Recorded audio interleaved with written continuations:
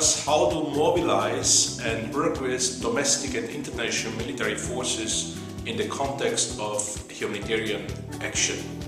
I will offer 5 tips. These 5 tips come from my experience in working as a civil-military coordination officer with humanitarian agencies.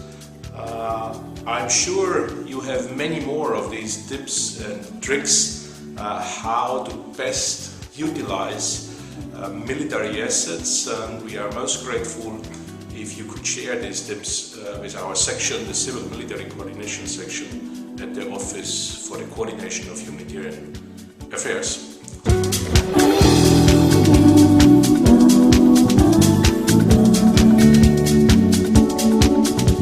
Tip number 1. Make good friends with the United Nations agencies, with the humanitarian United Nations agencies, in particular UNHCR, the United Nations High Commissioner for Refugees, and World Food Programme. I experienced that within these 2 agencies you always find somebody either related to security or to logistics who has great relationships or who has developed great relationships around. It is challenging, in particular when we deploy on these short-term missions.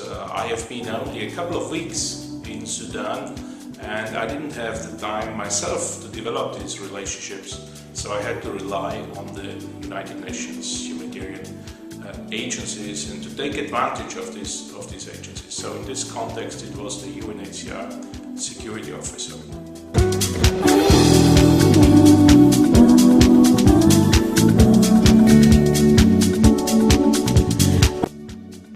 Tip number 2. Develop your plans and action together with the international military forces. In the tsunami in Indonesia, it was almost impossible to do anything without the Australian military forces. I'm saying international military forces because they have most likely bilateral agreements with a number of countries surrounding the country where the action and where the humanitarian work takes place.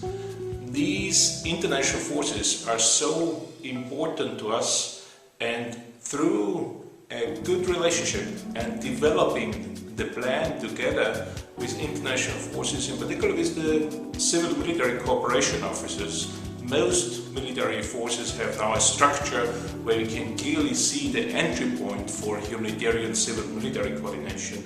And most of the time it's the civic centers or civil military cooperation centers. So in the tsunami, in the response in Banda Aceh, the Australian military forces were key to our work.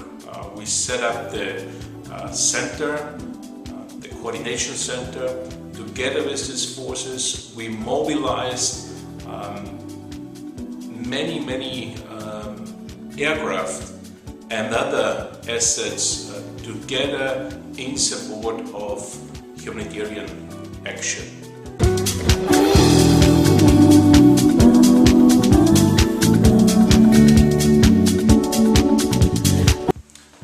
Tip 3.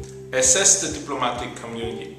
And when I say assess, I don't mean check on them, what they are doing. I mean try to get on as many invitation lists as you can get.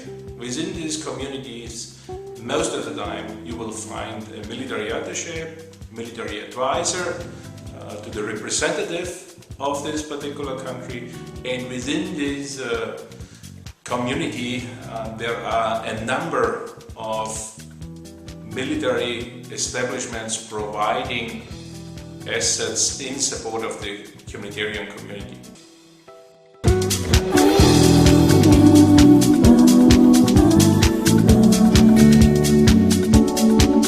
Tip number 4, my favorite, make use of non-formal networks, in particular friendship network, nationality network, and any other social network. I'm coming from a small country, and in this particular scenario the Austrian water purification unit was on the ground, and we could ask them for transport.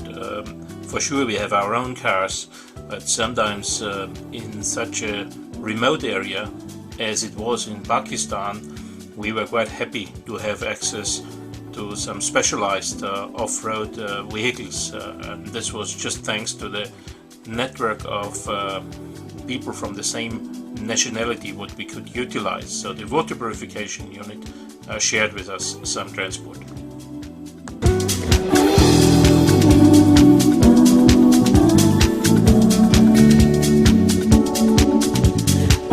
And finally, tip number 5. Stay in touch and call the Civil Military Coordination section in Geneva at OCHA. In Pakistan, during the earthquake, our operational coordinator asked me once to get helicopters, to get a helicopter quickly, and not necessarily a domestic helicopter from the Pakistani Air Force. He wanted to maintain somehow his real or perceived independence, so he asked for a helicopter which is maybe not in a camouflaged color. And in this situation I called immediately the headquarters. We did not see these assets on the ground, we did not see the assets which are not related somehow to the parties, either in parties to the conflict, either in the country or in the neighboring country, in Afghanistan. So we called our section, and our section was able, through Switzerland, to mobilize a helicopter. Now you can imagine that this helicopter cannot fly from Switzerland into Pakistan within no time. So Switzerland again used their networks to mobilize a helicopter from Uzbekistan. So within 24 hours we got a helicopter from the neighboring country. That's one example how the Civil Military Coordination section can help. But the more day-to-day examples are really in support, in advising, in mapping the military environment, the police environment. So these are the day-to-day work what we can do, assisting in the development of guidelines, having some tips for the country offices, how it was done in another country.